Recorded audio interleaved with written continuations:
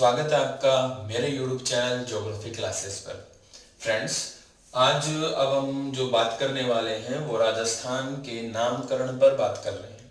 ठीक है। इससे पिछला जो हमारा लेक्चर था, वीडियो लेक्चर, उसमें हमने बात की थी राजस्थान की उत्पत्ति के संदर्भ में। अब हम क्या बात करेंगे, उत्पत्ति के बाद राजस्थान का नाम रखना पड़ेगा ना।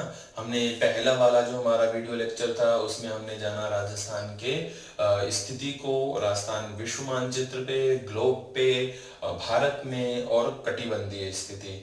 अब हम बात करेंगे आज का जो हमारा वीडियो लेक्चर है उसमें राजस्थान के नामकरण पर, यानी राजस्थान उत्पन्न हो चुका है तो अब राजस्थान का नाम राजस्थान कैसे हुआ। क्या प्रारंभ में ही राजस्थान का नाम राजस्थान था या विभिन्न प्रक्रिया से गुजरते हुए इसका नाम राजस्थान हुआ। ठीक है, तो हम शुरू करते हैं राजस्थान के नाम को। तो एक साइड में नाम लिख रहा हूं, फिर हम उनकी कहानी पढ़ेंगे। ठीक है, तो सबसे पहले राजस्थान का नाम मैं लिख रहा हूं मरुकांतर।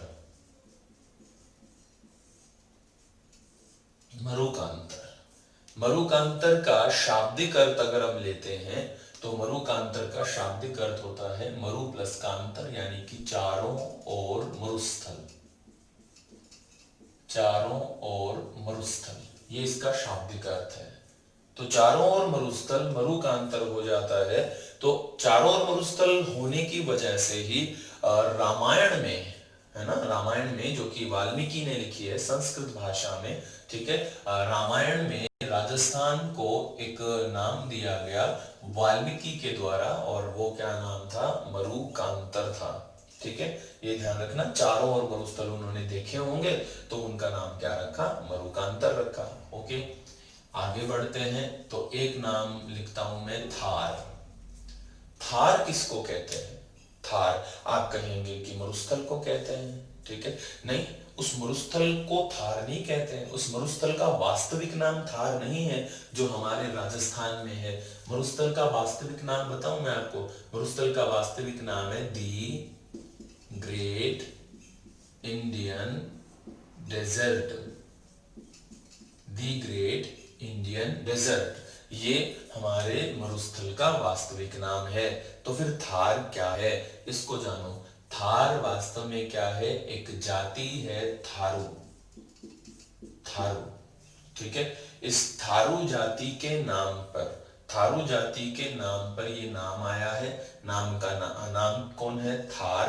अब थारू जाति कहाँ रहती थी, तो थारू जाति रहती थी राजस्थान में अरावली के पश्चिम में।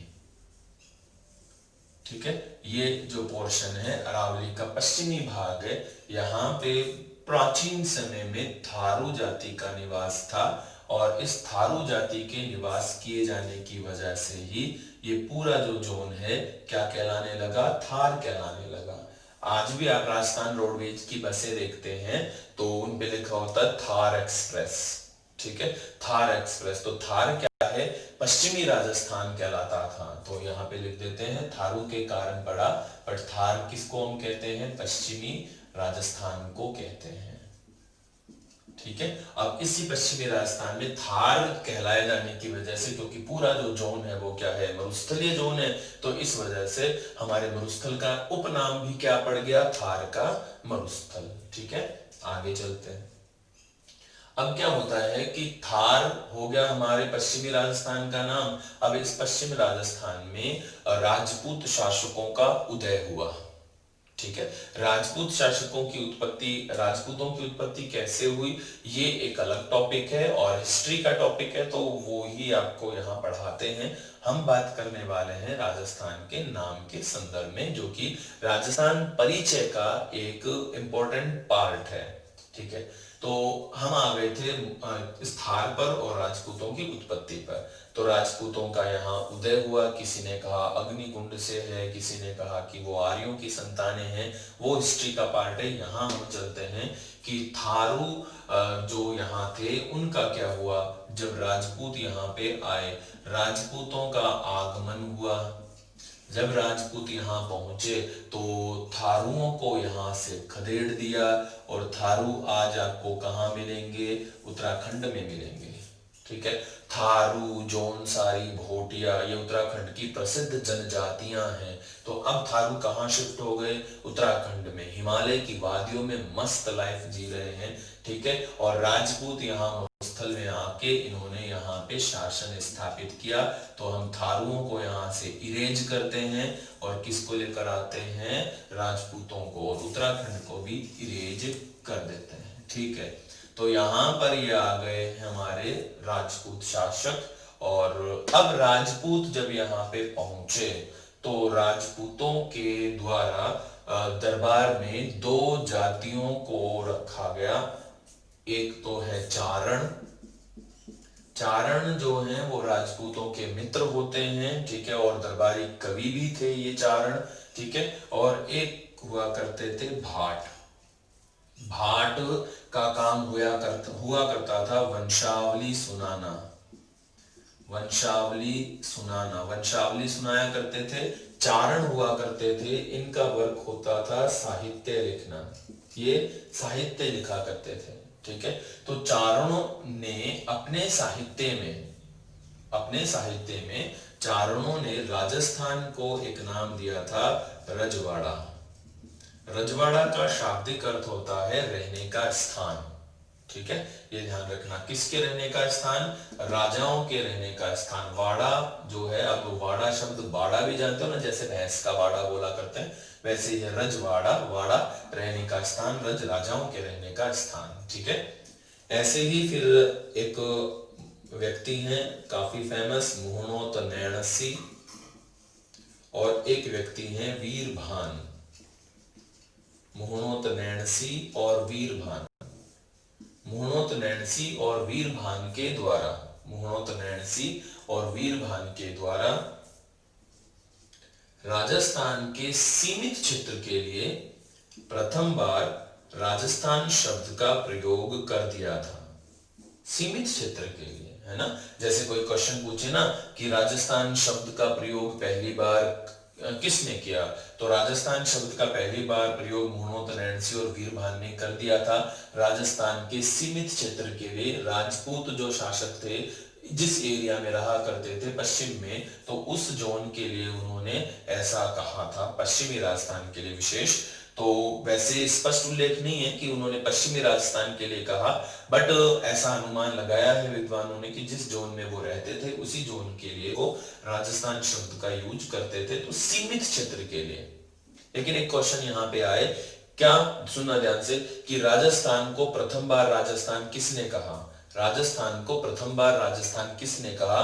तब हम क्या आंसर देंगे कि राजस्थान को प्रथम बार राजस्थान कहने वाले कौन थे? Colonel James Tod. Colonel James Tod थे। ठीक है। तो कर्नल जेम्स टॉड थे और ये राजस्थान को राजस्थान कहते थे फर्स्ट टाइम। ठीक है। ये ध्यान रखना, पूरे राजस्थान को। यहाँ पे मुहणोत नैणसी ने राजस्थान के सीमित क्षेत्र के लिए, राजस्थान के सीमित क्षेत्र के लिए राजस्थान कहा था। ठीक है। चलो, अब मुहणोत नैणसी हो गया और वीरभान भी हो जाते हैं। अब हम एक शिलालेख की बात करते हैं। एक शिलालेख मिलता है हमें, और ये शिलालेख है 682 विक्रमी संवत। ठीक है। या हम कहते हैं 625 ईस्वी। 625 ईस्वी या 682 जो विक्रमी संवत है उसका एक शिलालेख है। शिलालेख कहाँ है? वसंतगढ़ में। वसंतगढ़, इसको वसंतपुरगढ़ भी कहा जाता था पूर्व में। वसंतपुरगढ़ ये नाम भी दिया जाता था। अब वसंतगढ़ में एक मंदिर है। ठीक है। और मंदिर का नाम है शेमकरी माता। शेमकरी माता। ठीक है। शेमकरी माता का मंदिर है। ठीक है। या इसे खिमेल माता भी कहा जाता है। खिमेल माता। ठीक है। तो शेमकरी माता या खिमेल माता, इस मंदिर में ये शिलालेख प्राप्त हुआ है। ठीक है। कौन सा शिलालेख? 625 ईस्वी, सॉरी 600, हाँ ठीक है, 625 ईस्वी या 682 विक्रमी संवत, यहाँ वसंतगढ़ सिरोही में, या इस वसंतगढ़ का नाम वसंतपुर गढ़ भी पूर्व में मिलता था। यहाँ पे एक मंदिर है शेमकरी माता या खिमेल माता, इस मंदिर में ये शिलालेख मिला है, और वो पूरा जो जोन है वो वसंतगढ़ या वसंतपुर गढ़ कहलाता है। अब वसंतगढ़ या वसंतपुर गढ़ ये कैसे हुआ?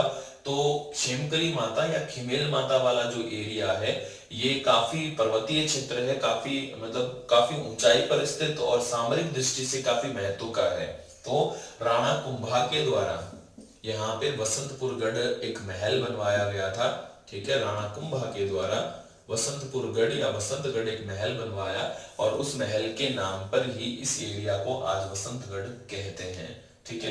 तो ये जो 682 625 ईस्वी जो शेमकरी माता में जो शिलालेख मिलता है वसंतगढ़ का, इस शिलालेख से हमें ये साक्ष्य मिलता है कि यहाँ जो शेमकरी माता का मंदिर है, इस मंदिर का निर्माण सत्यदेव नामक व्यक्ति ने करवाया था, ठीक है। इस मंदिर का निर्माण किसने करवाया था? सत्यदेव नामक व्यक्ति ने करवाया था। अब ये जो शिलालेख है, इस शिलालेख का निर्माण किसने करवाया था? तो ऐसा मिलता है कि इस शिलालेख को संभवतः, है ना, संभवतः शिलालेख पे ये विशेष स्पष्ट विवरण तो नहीं है, लेकिन ऐसा है कि संभवतः इस शिलालेख को इस 625 ईस्वी में चावड़ा वंशीय शासक थे, यहाँ पे चावड़ा वंशीय शासक का नाम था वर्मलात, ठीक है। तो 625 ईस्वी के समय इस जोन में शासन किसका था? चावड़ा वंशीय शासक वर्मलात का शासन था। तो इस वर्मलात के द्वारा इस वसंतगढ़ सिरोही जो शिलालेख है इसका निर्माण करवाया गया था, या शिलालेख को उत्कीर्ण करवाया गया था, ठीक है। अब इस शिलालेख का राजस्थान से क्या संबंध है? तो इस शिलालेख में एक नाम मिलता है, नाम है राजस्थानियादित्य,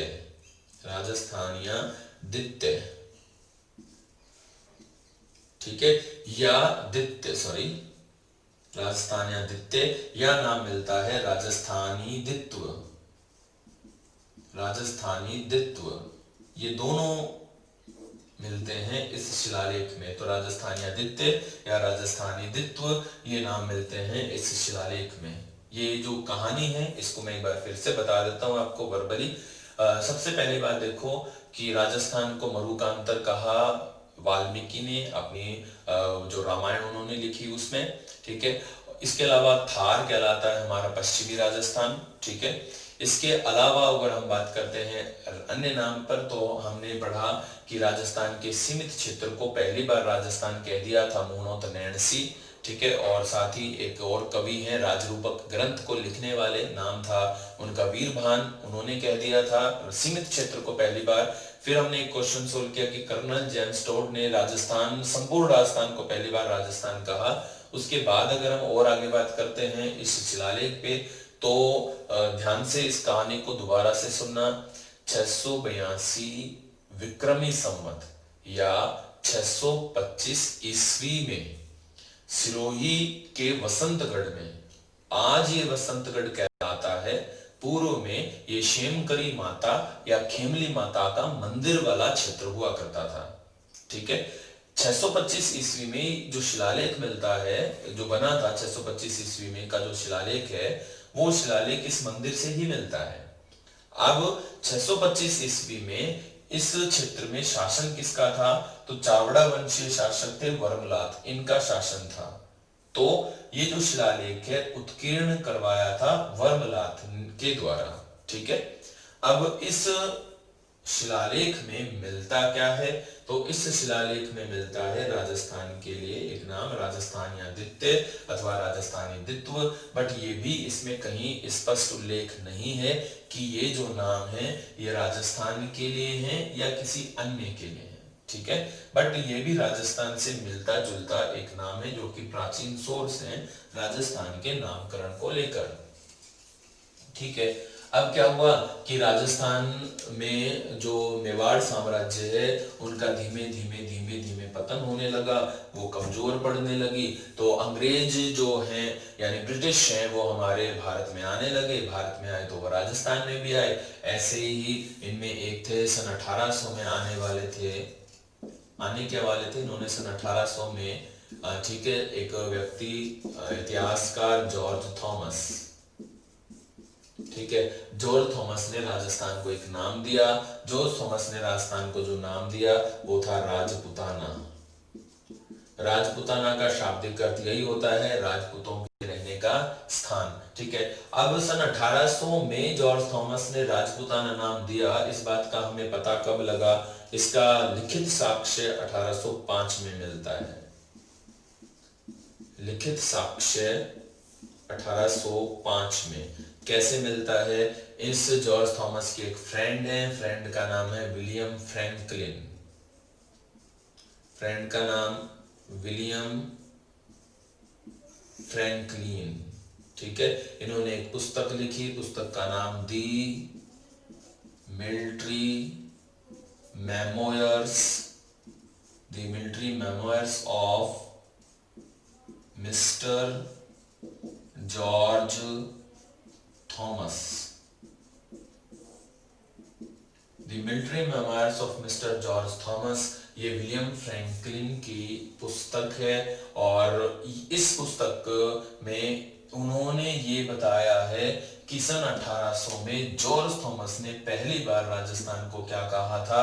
राजपुताना, ठीक है, ये ध्यान रखना। इसके अलावा हम एक क्वेश्चन को सोल्व करें कि क्वेश्चन ये था कि ब्रिटिश शासन काल में राजस्थान क्या कहलाता था? तो ब्रिटिश शासन काल में राजस्थान राजपुताना ही कहलाता था, ठीक है, ये ध्यान रखना। अब आधुनिक समय में कर्नल जेम्स टोड का नाम काफी इंपॉर्टेंट है राजस्थान को नाम देने में। तो कर्नल जेम्स टोड ने 1829 में एक बुक लिखी थी, बुक का नाम था the Annals and Antiquities, the Annals and Antiquities of Rajasthan, the Annals and Antiquities of Rajasthan 1829 में। और ये जो बुक है, इस बुक में उन्होंने संपूर्ण राजस्थान को प्रथम बार राजस्थान कहा था। संपूर्ण राजस्थान को प्रथम बार राजस्थान कहा था, ठीक है, ये ध्यान रखना। इस पुस्तक का एक नाम और भी है, the central and western Rajput states of India, ठीक है, ये पुस्तक का दूसरा नाम है the central and western Rajput states of India. इस बुक में उन्होंने संपूर्ण राजस्थान को पहली बार राजस्थान कहा था। और इस समय वो कौन? कर्नल जेम्स टोड मारवाड़ क्षेत्र के पॉलिटिकल एजेंट भी थे। और उस समय इन्होंने इस जो बुक थी, इस बुक को उन्होंने लिखा था, ठीक है। अब एक चीज और है कि इस बुक के प्रकाशन से पहले जो कर्नल जेम्स टोड ने जो लेख लिखे, बहियां लिखी, उनमें राजस्थान को क्या नाम दिया था? तो उनमें रजवाड़ा, रायथान, तो रजवाड़ा और रायथान शब्द का प्रयोग वो करते हैं, कौन? Colonel James Tod. तो एक क्वेश्चन बन गया कि राजस्थान को रजवाड़ा या रायथान कहने वाले और कौन थे? तो वो रायथान कहने वाले जो थे वो थे कर्नल जेम्स टोड, ठीक है, ये ध्यान रखना। अब बात आ जाती है भारत के आजादी के बाद की। भाई कर्नल टोड ने राजस्थान कह दिया, ये नाम बट चला नहीं। ब्रिटिश शासन काल में नाम अंग्रेजों की जबान पे राजपुताना ही था। तो राजपुताना राजपुताना राजपुताना के नाम से कंटिन्यू वो नाम चलता रहा, ठीक है। लेकिन जब भारत आजाद हुआ और देशी रियासतों का जब एकीकरण चल रहा था, देशी रियासतों का जब एकीकरण चल रहा था, तो एकीकरण के दूसरे चरण में 25 मार्च 1948 को 25 मार्च 1948 को राजस्थान एकीकरण के दूसरे चरण में पूर्व राजस्थान संघ जो बना, पूर्व राजस्थान संघ, इस संघ में पहली बार राजस्थान के लिए राजस्थान शब्द प्रयोग में लिया गया। ठीक है। उसके बाद फिर हम ये जाने कि राजस्थान संवैधानिक रूप से राजस्थान कब हो गया, तो 26 जनवरी 1950। 26 जनवरी 1950 से संवैधानिक रूप से, अधिकृत रूप से राजस्थान को राजस्थान शब्द की मान्यता मिल गई। ठीक है फ्रेंड्स, तो इस तरह से हमने जाना कि राजस्थान का नाम राजस्थान कैसे हुआ। ठीक है, ये ध्यान रखेंगे। ओके, राजस्थान के इतिहास में दो तिथियां और काफी महत्व रखती हैं, उनको भी मैं बता देता हूं एक बार। एक है तिथि 30 मार्च है, और एक तिथि है 1 नवंबर। ठीक है, 30 मार्च और 1 नवंबर। 30 मार्च को हम राजस्थान दिवस मनाते हैं, और 1 नवंबर को हम राजस्थान स्थापना दिवस या राजस्थान एकीकरण दिवस मनाते हैं। अब 30 मार्च को हम क्यों मनाते हैं, तो 30 मार्च को ऐसा था कि राजस्थान की चार बड़ी रियासतें जिनमें जयपुर, जोधपुर, जैसलमेर और बीकानेर, ये राजस्थान एकीकरण में शामिल हुई थी। मतलब बड़ी रियासतें का क्या मीन है यहाँ पे, ये मैं आपको बताता हूँ।